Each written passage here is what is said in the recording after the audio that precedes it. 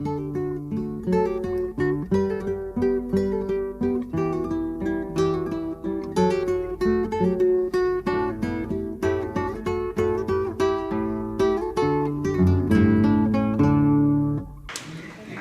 thank you everyone for inviting me to the President's Day weekend discussion. I really appreciate being here, and for those of you that are in the Jefferson class, I'll try not to repeat myself. This is really a separate, standalone presentation on George Washington, and while naturally there will be a little bit of overlap with Jefferson since the two were contemporaries, two of the greatest of the founding fathers, today's talk is going to focus entirely on George Washington, and particularly on a part of Washington's career that maybe we're not all as familiar with as we are with some other parts of his long and illustrious public service. The title of the presentation, as Phil pointed out, first I entitled the lecture, "The Temptation of George Washington," kind of a takeoff on the famous painting about the temptation of St. Anthony and the temptation of the various saints depicted in Western art. Because Washington himself was tempted, as we're going to see today. One of the sources, I think, of Washington's greatness that is recognized by all historians and biographers is that Washington qualifies as one of our greatest three leaders, largely because of his willingness to lay down power when the time was right to do so. Twice during Washington's career, he had an opportunity to become all but de facto king of America. He could have so easily declared himself military dictator after the conclusion of the Revolutionary War, and he could have also declared himself president for life after he had served 2 terms in the White House during the 1790s and stepped down only over the reluctant protests of almost all of his contemporaries. So twice Washington had an opportunity to make himself a lifetime dictator, king, monarch, call it what you will. And twice he passed on those opportunities.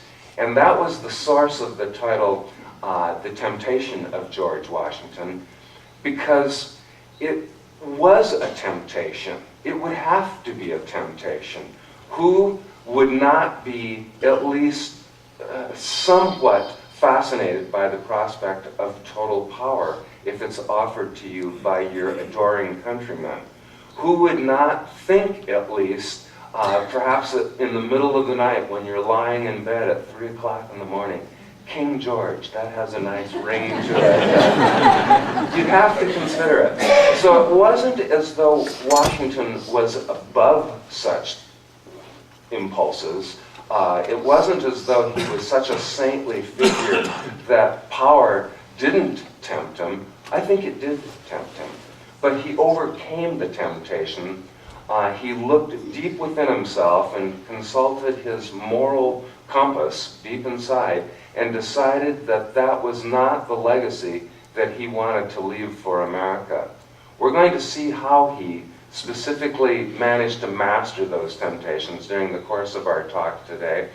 I changed the title of the presentation to His Excellency, George Washington and the Forgotten Americans, because I wanted to give a little bit different twist on the life of George Washington. The temptation story is one that's pretty well known. We've all seen the paintings. I'll even show one in a couple of minutes, showing Washington laying down his sword and resigning his commission and returning to Mount Vernon after his years as being Revolutionary War commander to take up the life of the Virginia planter again. We're all pretty familiar with that story. But the story that we might not know as much about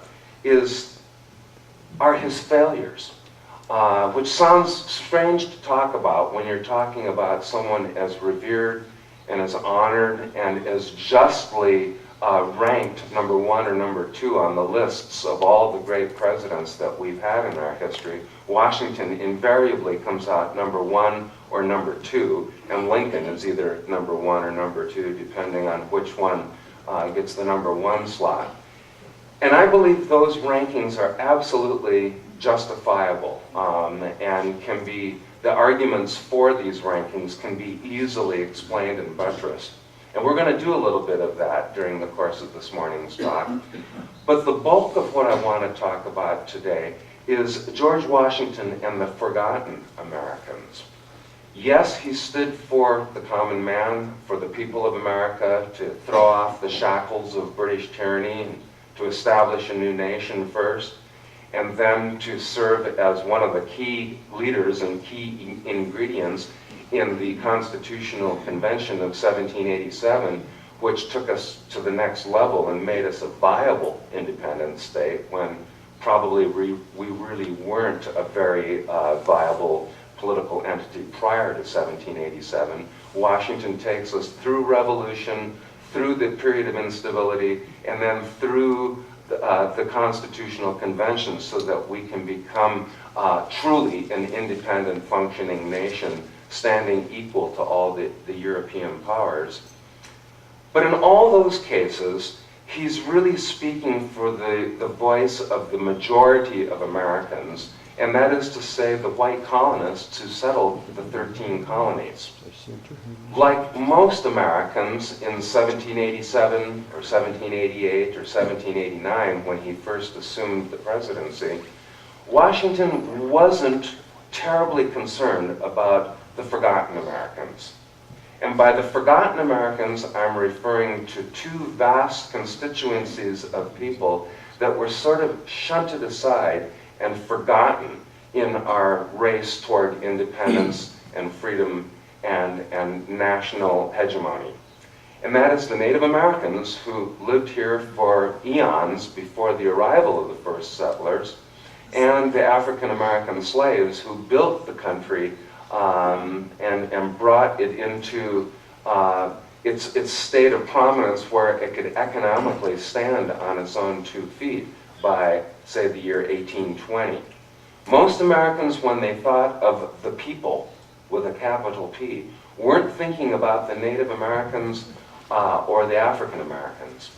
But during the last 8 years or so of his life, Washington began to take on an increasingly strong concern for the welfare of these 2 hitherto ignored constituencies.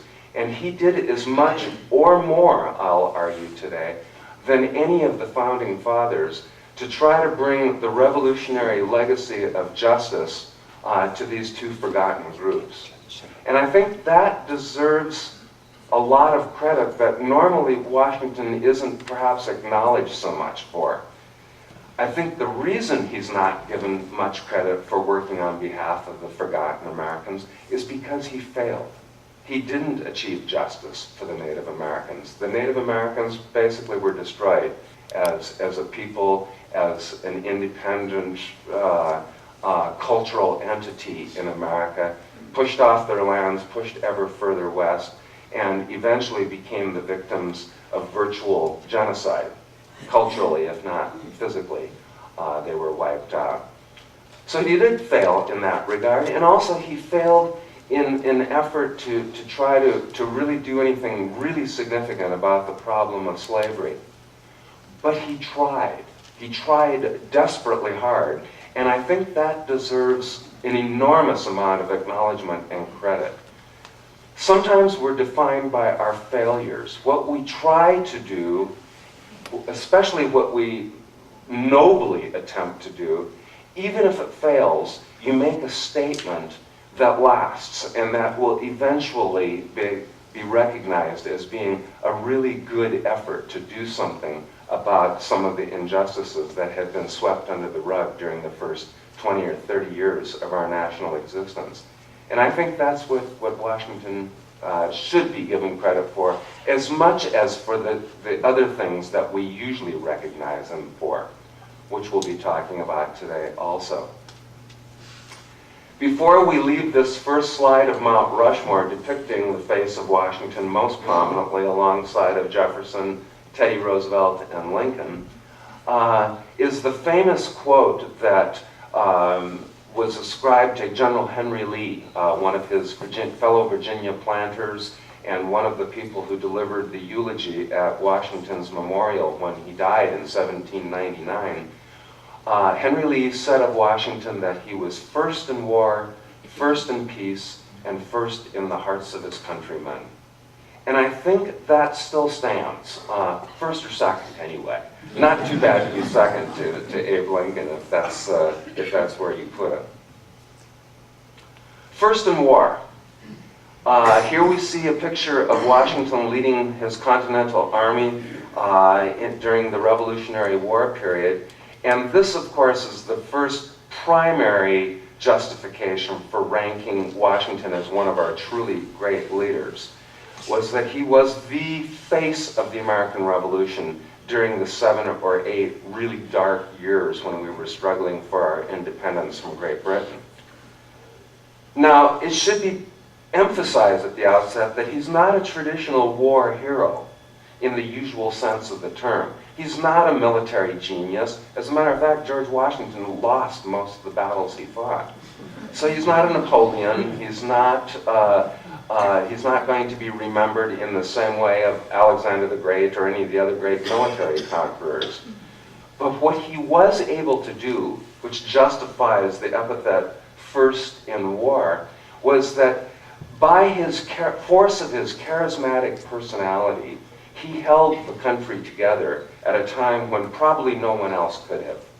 There was probably no one of his stature, probably no one in the 13 colonies that had the respect, the universal respect and adoration that Washington had, that made it possible for him to keep together this very fragile coalition of 13 independent states, all jockeying for position within the revolutionary movement, all struggling to try to assert their own prominence, and not always pulling together in the same direction the way Washington knew we had to pull together if we were going to have any chance of successfully fighting the British and establishing our independence. He was the one that was always badgering Congress to send the army money and supplies. He was the one that would solicit the support of the powerful people within the states so that they would subordinate their own personal interests to the good of the national cause. He was the one who really developed the face of American nationalism at a time when it didn't really exist yet. I don't think in 1776 or 77 or 78, most Americans didn't think of themselves as Americans. They thought of themselves as Pennsylvanians or New Yorkers or Virginians. They did not see the big picture yet. Washington did see the big picture. He saw that we had to be Americans. We had to think of ourselves as one people, or we weren't going to survive. We weren't going to make it, and that we would fall back under the heel of British tyranny. And I think slowly but surely he was able to drag Americans, sometimes kicking and screaming, into a concept of a national identity. So I think that's one of the reasons why people considered him first in war. I think there's another reason, though, that has to be mentioned. I said at the outset of this slide that Washington wasn't a traditional military hero. He didn't go up against the English army in major set-piece confrontations and come away victorious. And thank God he came to realize as the war ground on, this wasn't the way to go anyway. It doesn't make any sense to fight the world's foremost military power on a head-to-head basis when you're a little backwater, virtually third world power, just barely getting started on the stage of history. It would make no sense to try to challenge the British in a traditional sense. So Washington, I think, very wisely came to realize as the war went on, you know what? we don't need to beat the British in the usual sense. We don't need to go out and fight them in open battle and destroy their army, which we can't do anyway. They have more power than we do, more weaponry, more manpower, more money, more horses, more everything. So we're not going to beat them that way. But it doesn't matter. All we have to do is not lose the war. And Washington realized that. Time and space will solve all of our problems. Time, meaning eventually the British are going to get tired of fighting us and they're going to want to go home. That's just the way it works with these big imperial invasions of other countries. I mean, look at Afghanistan. Eventually, every nation that fights Afghanistan gets tired of the whole business. It's called the graveyard of empires for a reason. The British sent an army there during the 1840s, lost the entire army. Not because they were as an inferior power to Afghanistan. Quite the contrary. England at that time was the world's foremost military power. But they just couldn't deal with it year after year after year. The Russians go in 1979. Same thing happens with them. Vastly overwhelming force on the Russian side. But 10 years later, they leave. They just can't handle the endless fighting. And we'll do the same thing before too long. So, in a way, we were sort of the Afghanistan of the British Empire at that time. And he was smart enough to realize that and not challenge the Brits head on, where we would have lost. We would have lost all the advantages of time and space. Space meaning the United States was a huge country. And all we had to do is keep basically retreating from one place to another, force the British to keep chasing us, and eventually they'll get tired, wear themselves out, which they did. Excuse me.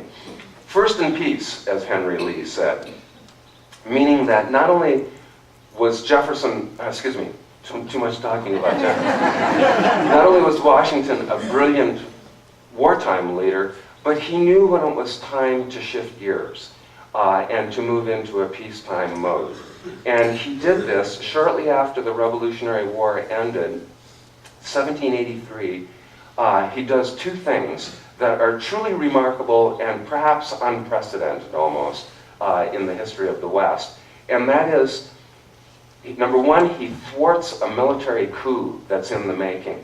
His subordinate Alexander Hamilton and several disgruntled army officers in 1783 think this lame Congress that we're working under is never going to pay us our back money that they owe us. They're never going to give us the land that they claimed that they were going to grant us. They were never going to give us the kind of status in society that we've earned by our service to America. So the army should just take over the country and establish a military dictatorship. Lots of high-ranking officers were quite willing to listen to this kind of seditious talk. When Washington gets word of the potential coup in the making, he calls all the officers together and makes it very clear, as only he could have done, that this was not what they wanted to do. This would be a horrible mistake that would wash away all of their accomplishments of the previous 7 or 8 years and stain their reputations for all time to come.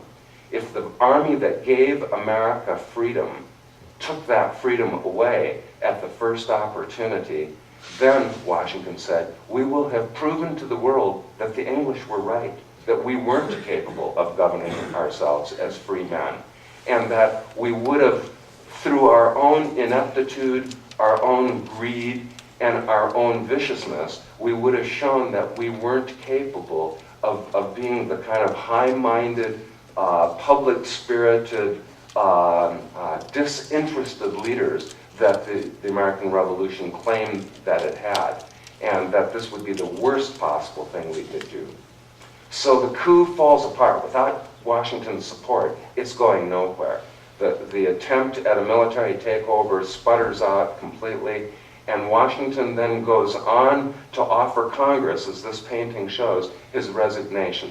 This is a painting by a painter named John Trumbull, who painted a lot of Revolutionary War scenes, and this one is depicting Washington turning in this little white piece of paper is his military commission.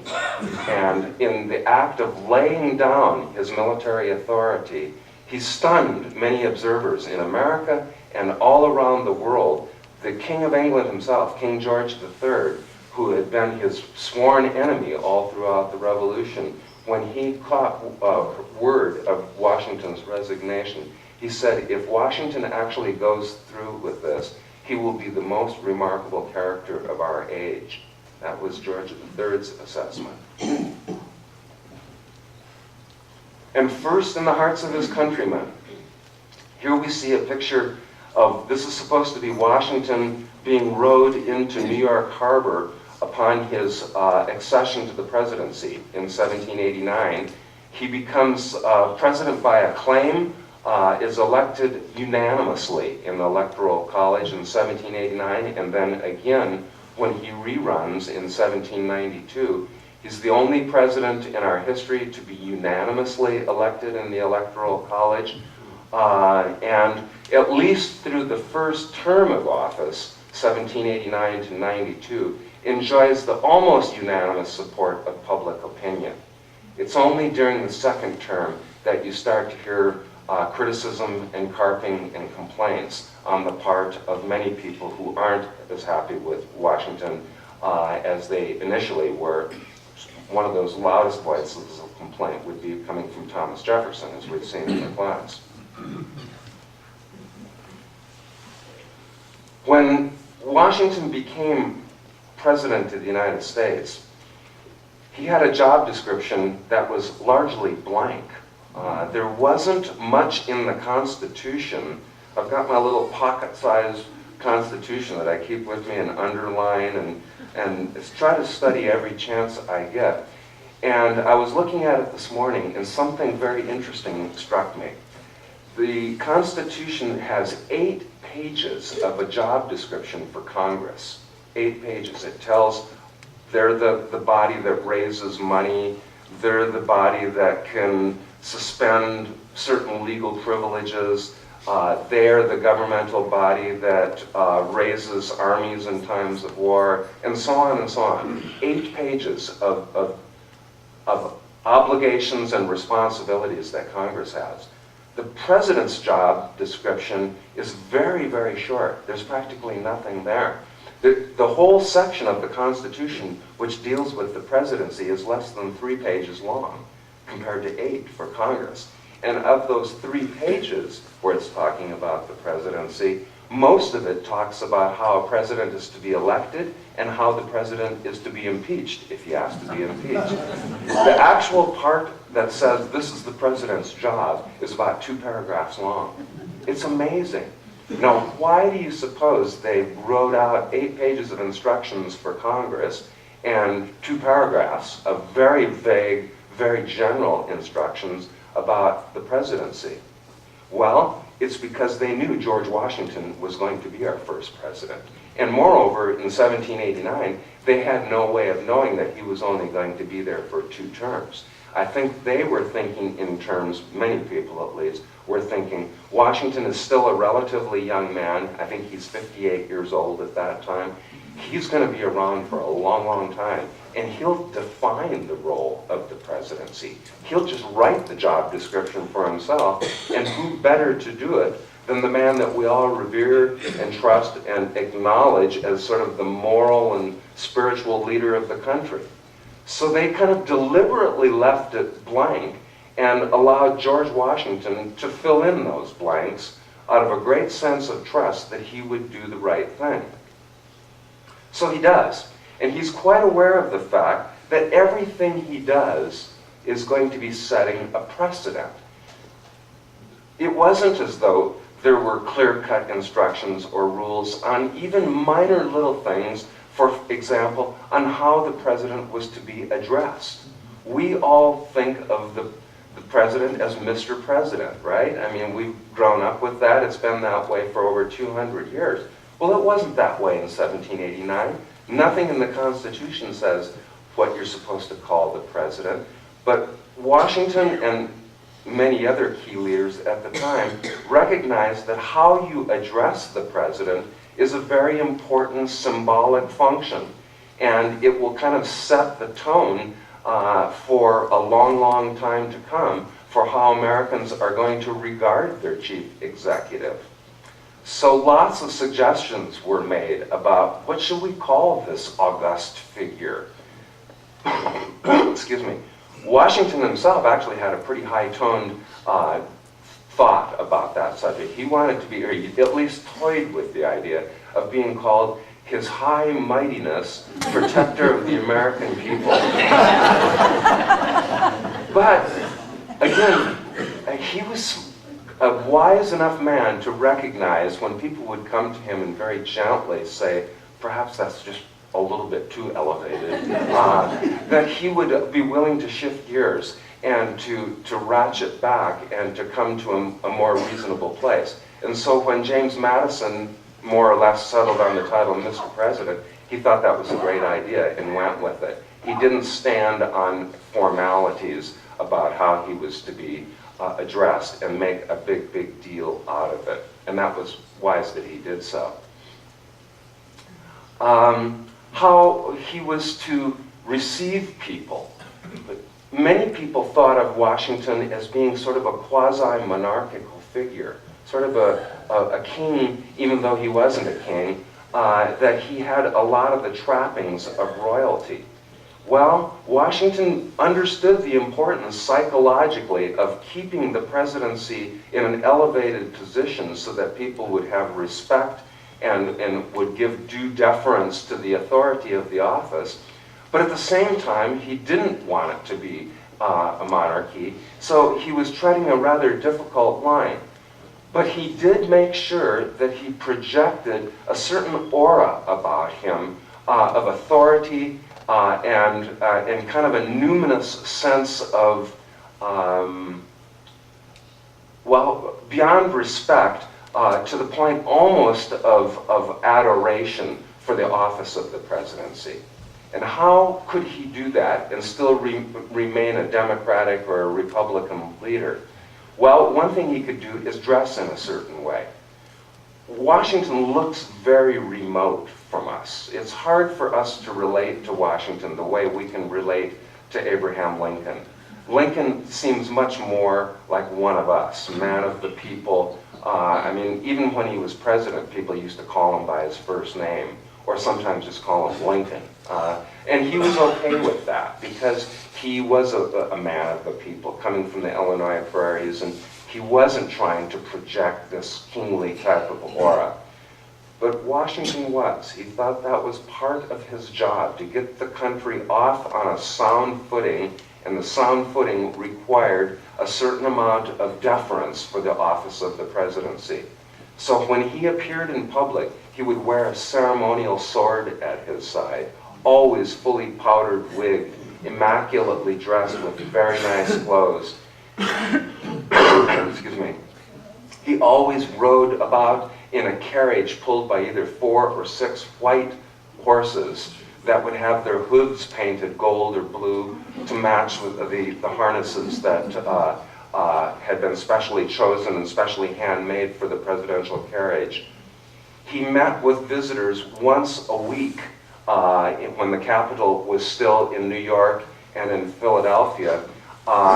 He and Hamilton worked out a protocol. How often can we meet with people and be still an open presidency available to the people of the United States, but not so democratic that people can feel like they could just barge in at any time? And as was often the case with Lincoln, those of you that saw the movie Lincoln maybe were a little bit astonished to see that common everyday people could walk in at the White House and say, I've got a beef that I want to take up with you, Mr. President. And Lincoln would say, all right, let's hear it. And he would sit down and talk with these people. Washington would never do that. He would have felt that was beneath his dignity, not personally, but beneath the dignity of the office. You have to have special reserved times of the week.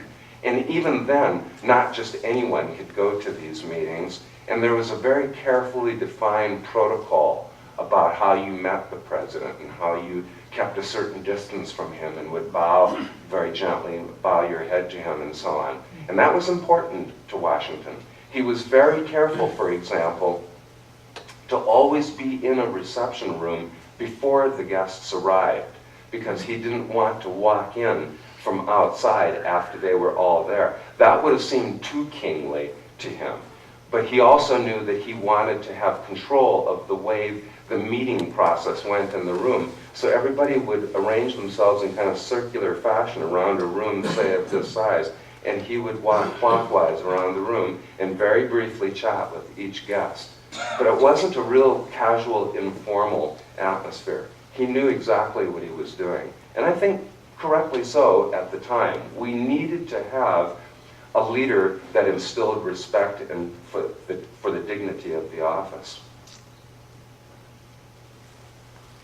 After his 2 terms as president, he lays down his presidential power when he easily could have won a 3rd and a 4th term, there's no question about it, and returns to Mount Vernon and takes up his duties in the forage or in the fields of Mount Vernon doing his farm work. He actually considered himself a farmer, and he wasn't kidding when he said, "I'm a Virginia farmer." Jefferson always liked to sort of play at being a farmer, but with Jefferson you sort of suspect that he would go out in the morning and ride around the fields for a couple of hours and then, well, that's enough of that. Now let's go back inside, play some music and write some letters and study Latin and so on. Washington was really a strong-armed, brawny farmer-type figure, and he really loved it and spent his retirement years actually working in the fields and in his blacksmith shop there, as you can see with one of the slaves. But this quote here kind of describes why he has been called the American Cincinnatus. By the way, just so we know what that term refers to, Cincinnatus was a semi-legendary Roman figure from the ancient Roman days who was a well-off farmer who left the fields, left his plow, as the story went, to serve the Roman army when they were being invaded by barbarians. Excuse me. But then once the war was over, returns to his plow and takes up his life as a farmer again, because that's the image of a proper, virtuous leader, someone who reluctantly leaves their private life, takes up public duty for as long as necessary, and only for as long as necessary, and then returns back to private life again. And Washington and all the revolutionary leaders wanted to emulate that example. They wanted to think of themselves as virtuous men, not ambitious men that wanted to hog the power once they had it and grow wealthy off of it as they could have. So Washington says when he resigns, "Having now finished the work assigned me, I retire from the great theater of action, and bidding an affectionate farewell to this august body," Congress actually, "under whose orders I have so long acted, I here offer my commission and take leave of all the employments of public life." A remarkable act of withstanding temptation, I think. I want to back up just for a moment in Washington's career to when he served as the president of the Constitutional Convention. This is Washington standing here at an elevated podium with the other founders out in the audience there. Benjamin Franklin is there, many of the other founders, many of them were people who had signed the Declaration of Independence, but they all looked up to Washington. And it's often been said that, I mentioned earlier in the period that there isn't too much written in the Constitution about the job description of the president. One of the reasons there isn't too much written there is because George Washington was always standing there. Would you want to get too nitpicky if you were someone in the audience writing up, "I don't think the president should have the power to do this. I think that the president should have to consult with the Congress to do that." People were embarrassed to hem in the powers of the presidency too much during the Constitutional Convention, because even though Washington rarely spoke during the 2 months that the Constitution was being written, He mostly just sat up there at his desk and kind of glared at people. No one wanted to reduce his powers too much and take him down. He was such a revered, august figure. Moving forward a couple of years to when he leaves office, one of his great gifts, I think, to the American people was establishing the precedent that we were not to get involved in foreign affairs very much, something that perhaps we've gotten away from in the last half of the 20th century a little bit. I think if Washington were alive today, he would tell every incoming president, why don't you read this and see what you think of it. This was his farewell speech. It's a long speech, but this is the part that I think is most pertinent for our interest today. The great rule of conduct for us in regard to foreign nations is in extending our commercial relations to have with them as little political connection as possible. So far as we have already formed engagements, let them be fulfilled with perfect good faith. Here, let us stop. No more connections with foreign powers. That's only going to get us into the nightmare of endless wars overseas. And he goes on to say, observe good faith and justice toward all nations, cultivate peace and harmony with all. And by and large, by the way, that advice held as the cornerstone of America's foreign policy for well over 100 years. We didn't get involved in European wars. We did not get involved with alliance systems with the old world, really not until the First World War. And sadly, you look at the results since then, in about the 100 years since we've been we were involved in World War I, we've been involved in a war probably about every 10 years since that time. So Washington knew that in order for us to grow and develop into a powerful nation, the last thing we wanted to do was to get involved in endless European wars. That would sap our strength and most likely bankrupt us in the process, as we're learning today to our chagrin. All right. Now I want to spend about 20 minutes talking about these forgotten Americans that I think he deserves so much credit for. We see pictures here of two famous paintings of Native Americans that were circulated during about the 1780s, 1790s. And it must be confessed that during his early years, Washington did not have a particularly enlightened view about Native Americans. Like most American leaders at the time, he regarded them as nuisances, as pests, as merciless savages. That the only thing to be done with them is to fight them and to push them off our lands, and send them packing further and further west. That would have been typical not just of Washington, but I think most Americans had that view at that time. After all, most Americans felt that we had inherited a virtual Garden of Eden here in North America, and were we going to allow a handful of Aborigines who lived here for a long, long time before us, are we going to allow them to block our expansion west of the Appalachian Mountains and to prevent us from exploiting this Garden of Eden? I don't think so. Most Americans would have said, no, that's not what we're going to do. We're going to take this land, and these first Americans are just going to have to get out of the way. That's all there is to it. And I think Washington initially bought into that sort of callous attitude. And after all, if you can look at it through the eyes of people, white people, living in 1790, it's pretty understandable. Here you have a half a continent. America, as a result of the Revolution, gained all the land up to the Mississippi. Remember, we don't have the trans-Mississippi lands yet. That's going to come under American control with the Louisiana Purchase under Jefferson, but that's not until 1803. But when the Constitution is adopted and we begin our life as a free, independent, new nation, we have the the incredible advantage of having about 3.5 million people living along a narrow band along the Atlantic Ocean, but we have all this land just waiting for us all the way out to the Mississippi River, half a continent for us to exploit, and in that entire half continent, only about 100,000 Native Americans living in that land. Are we going to allow 100,000 Native inhabitants to stop our expansion? Probably not.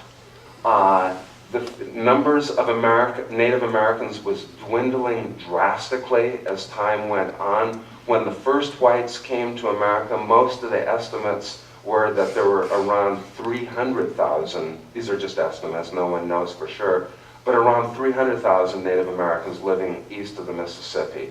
So just in that short period of time, about 100+ years, the population of Native Americans had declined by 2/3 already. Why? Well, due to the endless wars, due to starvation, as white civilization advanced from the Atlantic, as the white civilization advances from the eastern seaboard further inland, the Indians are pushed off of their native hunting grounds. As a consequence, they can't support the population density that they once were able to support with their hunting fields. And diseases probably is the main reason for the horrible decimation of the Native American population. There used to be large numbers of Indians living in New England, for example, and by, say, the post-revolutionary period, 1783 or so, they had all but disappeared. There used to be large numbers of Indians living in upper New York State, the Mohicans and the Iroquois and all of those different tribes. Very advanced tribes and large numbers of villages that were pretty densely populated. Many of these villages had 500 or 600 people living in them. Almost all gone by the 1790s or so due to war, disease, and famine. So the population was gradually disappearing anyway, and the thinking was we have 3.5 million whites, we have nothing now to stop us from spilling across the Appalachian Mountains and taking all this land out west.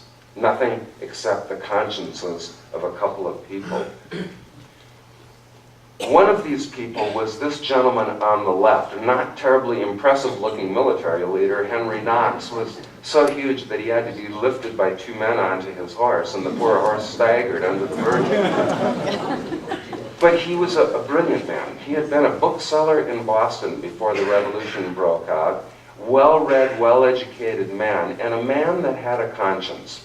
And someone who had read deeply in the lore of Native American history and started thinking that if we're really going to act in a way that's worthy of our Revolutionary War rhetoric and really stand for a new Republican form of government that's going to be different from what the old world experienced, we're going to have to treat the Native Americans with justice.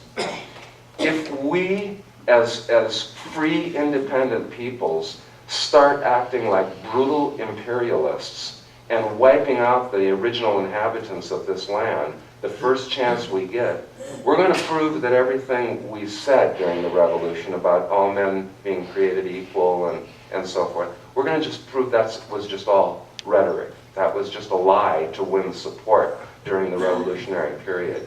We're going to have to treat these Native Americans with dignity and justice.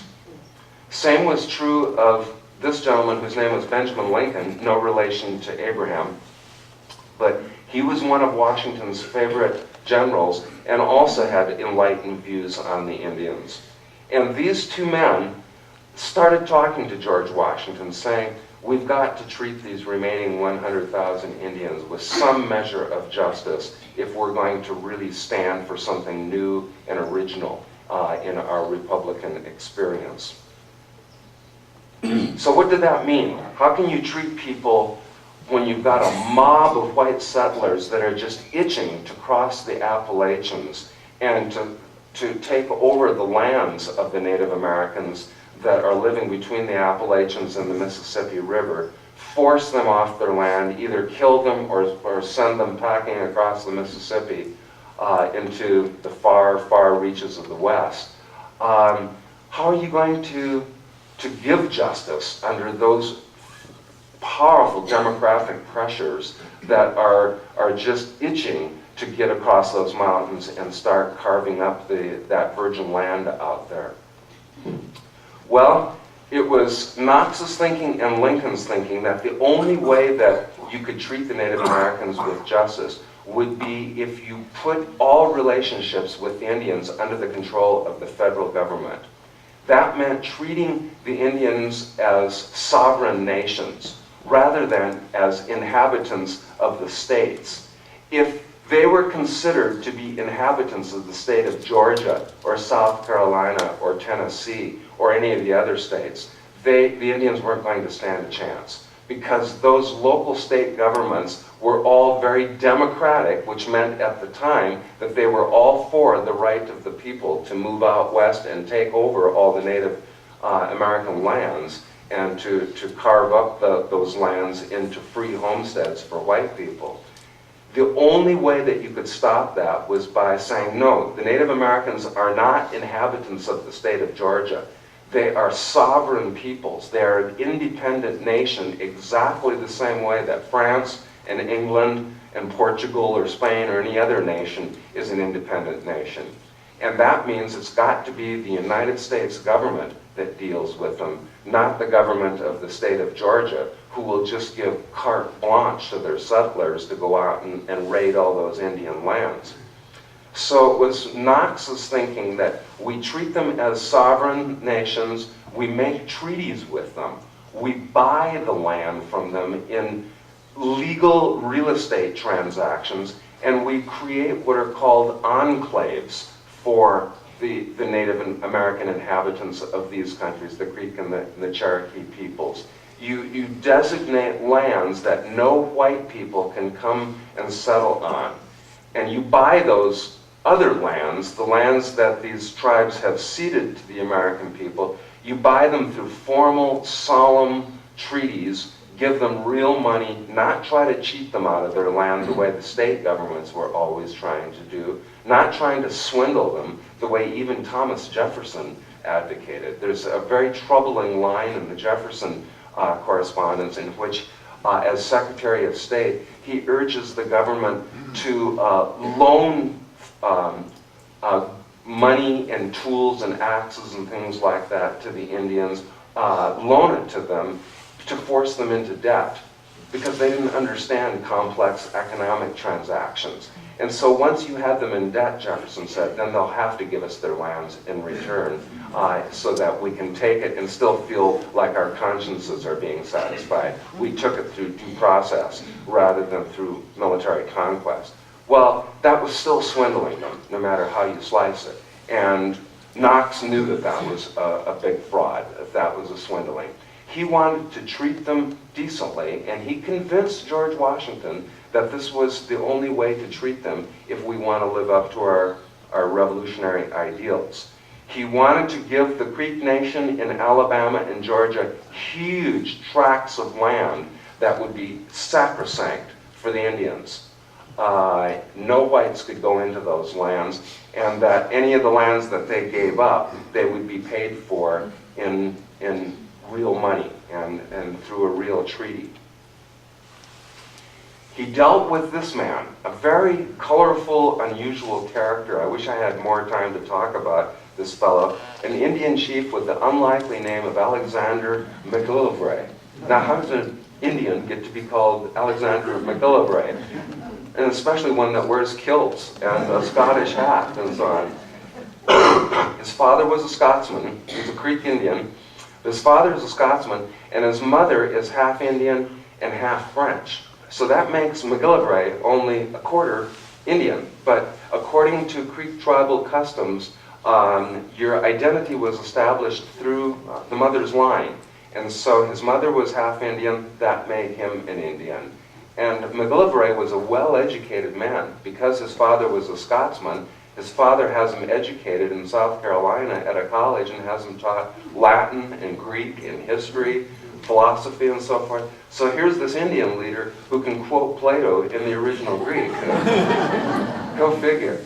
So Knox convinces Washington to conduct a treaty with McGillivray that would sort of rationalize and make the settlement of Georgia an orderly process rather than a pell-mell land rush with squatters and white settlers just racing out west as fast as they could and staking out territory, whether it was theirs to stake out or not.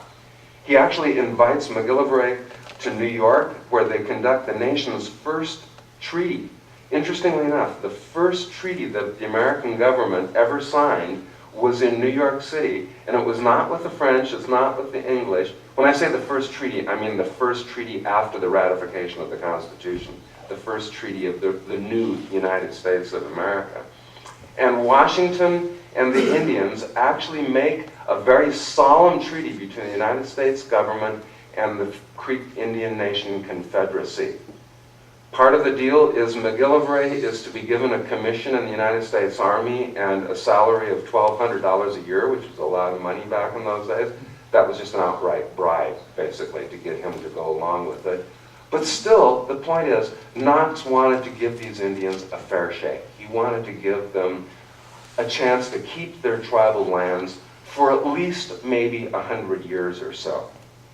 Now, in fairness, everybody, including Knox, realized that in time, probably, these big Indian enclaves were going to have to go. But in time is a different thing than going out and swallowing up all of their land overnight. He felt that over a long period of time, the Indians would be convinced that the only way they could survive would be to adapt to white man's ways, to learn how to farm, to take up sedentary agriculture, to raise domestic animals and plant crops and that sort of thing. But at least they'd be alive, and at least they would still have their lands, which they wouldn't have if they had been forced off, and as they were going to be forced off by Andrew Jackson a generation or so later, who simply takes the position that the only good Indian is a dead Indian and just commits genocide against them. But that's going to be about 20 years down the road. For a while, there was this little window of opportunity where Knox and Washington wanted to treat the Indians fairly. And he did. It failed. As I mentioned at the beginning of the period, though, I don't think we should hold this against Washington. The fact that it didn't work, it was impossible. The plan just couldn't have worked. But it wasn't Washington's fault that it didn't work. He was the victim, and Knox was the victim of demographics. It was a case of sheer numbers. White America's population was doubling every 20 years at that time. That's a remarkable population boom that's going on. Whereas, as we said earlier, the Native American population was falling dramatically at that same time. It just wasn't going to be possible for there to be any kind of equitable land policy with these kind of numbers going on. Not unless you had a modern government that had the kind of powers that the United States government has today. But Washington didn't have those powers back then. As a matter of fact, there was, even though most Americans really revered Washington, there was still a tremendous mistrust during the Revolutionary period for strong action by the federal government, especially if the federal government was going into places like Georgia and telling people, no, you can't go out west and steal all these Creek Indian lands. We're not going to let you do it. The response on the part of the white people of Georgia was essentially, oh, you're not going to let us do it? Try to stop us. There was no way, because the government did not have the power to do it. There was no adequate policing powers by the central authorities in those days. To have really had a rational policy of controlling westward expansion by the white population, you would have had to have a modern state that would have had the powers that, say, John Kennedy had in 1961, when the governors of southern states, you'll all remember, rather shamefully all said, we're not going to let Negroes attend public institutions in Mississippi and in Alabama and Georgia and so forth. Well, in Washington's day, there was nothing the president really could have done to enforce federal law.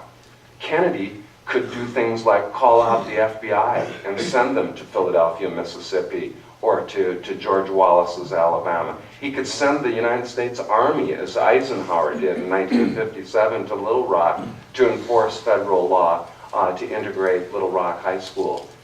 Well, he doesn't have that power in 1789. The government is minuscule in those days. Get this, George Washington, as President of the United States, had fewer people working for him than he did back in Mount Vernon.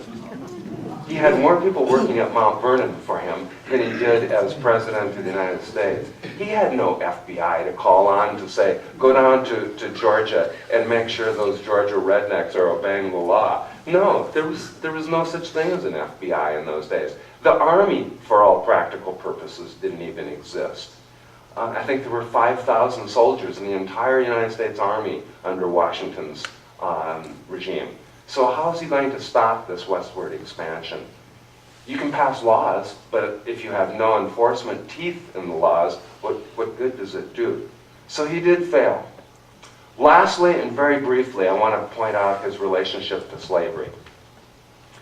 Washington, like most Virginia planters, relied on slavery for his economic well-being, his social position in life, the fact that he was originally a tobacco planter. Early on, he gave up on tobacco, as this painting illustrates, and went over to more modern crops like raising wheat and corn and that sort of thing, because tobacco just was a horrible investment. It ruined the land and ultimately didn't prove to be that financially rewarding either.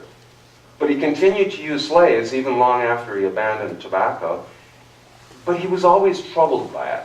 Like many of the revolutionary leaders, including Jefferson, he was troubled by his relationship to slavery. How can I be the great George Washington in charge of the American Revolutionary experiment and yet hold people in bondage and own them the same way I would own horses and cattle and so forth? So it bothered him.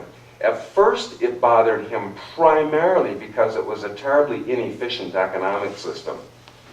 He and his wife Martha owned about 300 slaves at Mount Vernon. But he figured that really at any given time, only about 120 of them were actually good for working. The remaining 180 would have either been too old, too young, or too sick to really do him any good. So here he is paying for the support and maintenance and upkeep of 180 people, or for 300 people, and getting work out of about 120 of them at a time. This wasn't a logical system. And Washington was always thinking logically, how am I going to make Mount Vernon a paying proposition? By the way, he does make it a paying proposition. Unlike Jefferson, who dies bankrupt, I mentioned that in the class several times, Mount Vernon actually turned a profit. He made money because he was such a smart leader. As time goes on, though, he starts to develop moral qualms about slavery. And he shares a comment with his aide-de-camp during the war when he says, when this war ends, I vowed to get quit of Negroes, meaning to sell them all off. And he wanted to do that. After he leaves the Revolutionary Army and returns to Mount Vernon, he starts toying with ideas. How can I end slavery here at Mount Vernon? He even draws up elaborate plans on paper of selling off the slaves, but not making them leave Mount Vernon. Now, those of you that are in the class know that I've pointed out that according to Virginia law, if you freed your slaves, those slaves had to leave the state within a year's time. Remember that? Well, that law isn't passed until, I think, 1805. Washington is talking about the 1780s and 90s now, so he could have, theoretically, freed his slaves, and the slaves would not have had to leave the state of Virginia. So one of the plans that he came up with was to sell off all of his slaves and divide Mount Vernon up into 4 separate farms under the leadership of 4 different renters who would rent the land and hire the former slaves as actually paid salaried employees. Teach them how to become real farmers, how to plant crops without being forced to under the fear of the whip. Teach them how to raise livestock and so forth. And that's his thinking, is to gradually train blacks for freedom by teaching them a skill under real life circumstances. He really is quite intent on this, and probably would have done it except for one fact, and that was all of his slaves weren't his to dispose of. About half of his slaves, a little over half, belonged to his wife Martha, and those slaves were entailed to go to her offspring from a previous marriage through very ironclad legal documents that had been set up before, sort of a prenuptial agreement set up before they were married. So he wasn't able to free all of his slaves. He couldn't just snap his fingers and have it be done, which is really too bad, because if he had been able to do that, what an incredible precedent would have been set. All of America would have looked to his leadership and said, well, if George Washington thinks slavery is bad and should end, maybe the rest of us should follow suit and end the practice of slavery also. And if that had happened, who knows, maybe the Civil War would have been averted. Well, to cut a long story short, the best solution he can come up with is to write into his will saying that when I die, all of my slaves will go to Martha. But once she dies, all the slaves are to be set free. And so that was written into his will, was that upon Martha's death, all the slaves were to be set free. And he underlined that his will is written in meticulous detail. The parts pertaining to slavery are about 12 pages long in fine, little cramped handwriting, and he underlines key words twice sometimes to make the point. My instructions are to be followed religiously. All the slaves are to be set free. The young ones are to be given training until the age of 21. They're not just to be kicked out onto the street. They're to be shown a craft, instructed on how to make a living, and how to become independent adults so that they can survive in the world. And that was his plan for dealing with slavery. It was a remarkably powerful symbolic gesture, I think. And I think that's a part of Washington's legacy that maybe gets overlooked with all the rest of the First in War and First in Peace stuff. He, unlike Jefferson, and unlike so many other founding fathers, he really tried to treat the Indians fairly, and he tried ultimately to treat blacks fairly.